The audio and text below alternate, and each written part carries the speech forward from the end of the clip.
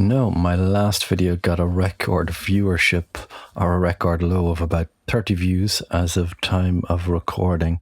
And let's see if we can get it down to 20 this time. Maybe it's something to do with the channel name change. I don't know.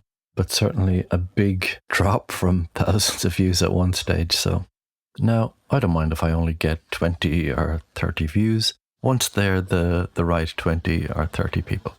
So let's get on with it. Now, I remember with one of my boyhood neighbour friends, we were playing this board game outside his house on the porch. I can't remember what the game actually was, but it had kind of fake money. But somehow I got into my head that this money is actually real. So I just grabbed a big bunch of these kind of fake coins and ran over to the local shop and tried to buy one of these, you know, those Cadbury snack bars. They had the yellow packaging. I don't know if they're actually still available or not. And the local shopkeeper said to me, "I'm sorry, Paul, that's not real money. It doesn't actually work, you know." And my friend in the background had been running across the street screaming after me, "It's not real money. Come back. It's not real money." But I just didn't want to listen. I was so fixated on this Cadbury's snack bar that I wanted to buy. Needless to say, when I was told it wouldn't work or it didn't count for anything or spend, I was a little bit devastated, to say the least, at the time. And this kind of relates to this idea of what's real and what's not real, and kind of relates to what I'm going to share in today's episode. Now, when I write some of these episodes or vlogs, I'm not just speaking to anyone who's listening to me out there. I'm kind of writing to myself as well, just to remind myself of certain basic principles that I at least would like to adhere to as I go along through life.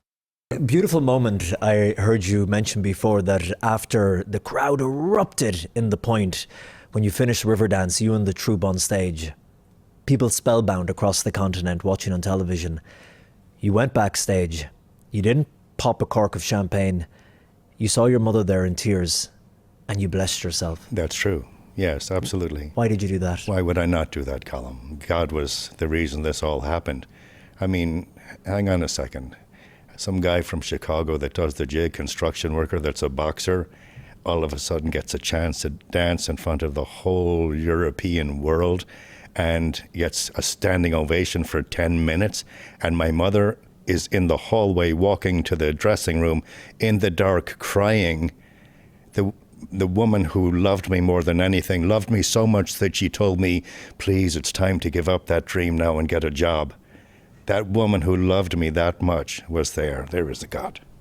Wow. There is a God. Wow. Yes.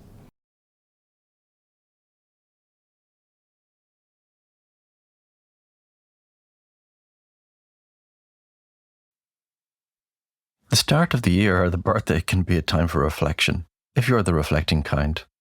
Not everyone is. It allows you to assess where you are in life in the context of where you were, maybe 1 year ago.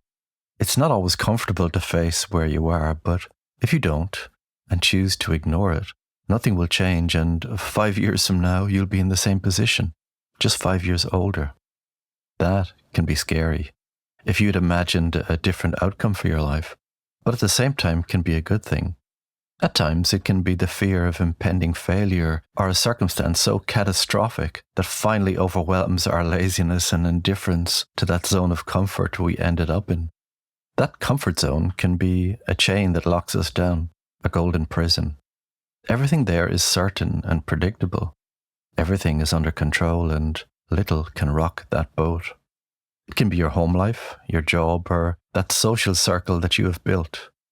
There is a familiarity about it all that gives you a sense of security.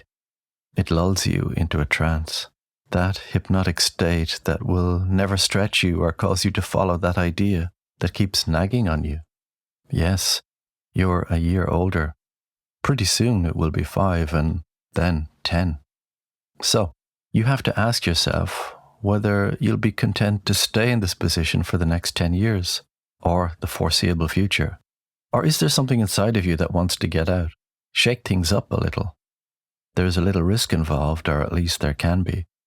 You may have to give up certain things, spend less time with friends, cut out that entertainment for a while, the one that eats up all your time.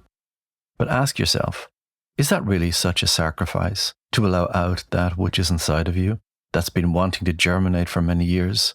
That idea that you've been trying to suppress with Netflix and the pub in the hope of silencing it so that it won't bother you so much. The thing is that it will continue to bother you and eventually will start to haunt you with the ghost of regret. I saw an interview yesterday with Michael Flatley. He talked of his time after Riverdance, after he was dropped from the show unexpectedly and had to start all over again with nothing. He had an idea for a new show, but was broke to the extent that he could not even pay his rent. He was at rock bottom, in a hopeless state, it seems. He kept going, not because he didn't want to quit, because he did, but because he knew he had come into this world with an idea that had been placed inside of him, and he wasn't going to leave again without realizing it. All he had was his faith, and this idea that he needed to find a home for. Sometime later, there was a point where he was earning over £1.5 million per week. I wonder whether we understand what sacrifice really is when I hear stories like that. If we have to give up Netflix or the pub, we cry a river about it. Yes, we're not all called to be a Michael Flatley, but that's not the point. We all, or at least some of us, have a dormant gift that we keep drugged and sedated, because if we allow it to wake from that coma, then we may have to give up certain things, activities or personal holy cows to accommodate it, to make it happen. I often remind myself that time is going to pass anyway, so why not use that time to build something that you won't regret, something you didn't think possible in your particular situation. 5 years from now, you'll be 5 years older, and regret is a very heavy weight to carry. On your deathbed, you're not going to wish that you watched more Netflix or played more video games. Likewise, if you chased that idea and gave it your all, you won't regret that either, whether you succeed or not. I sometimes ask myself, why are we so afraid of hard work or sacrifice? It's like it has been programmed out of us all and replaced with this fake currency called comfort and entertainment. It's the ultimate bait and switch. But comfort and entertainment are worthless currencies and have no value. They're like Monopoly board game money in that you cannot buy what you're after in life. Entertainment such as Netflix isn't real. It's you watching other people living out their ideas while you waste yours by way of inaction and fear. So, what's there to do? You can try new things, confront small obstacles in your life and don't run away from them. As you overcome each one, your confidence in what you can do will increase, as will your ability to overcome bigger ones that follow.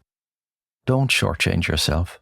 You are capable of much more than you think you are. All you have to do is break it down into small, achievable goals. They will all add up over time, and then, being 1 year older, won't be so bad after all.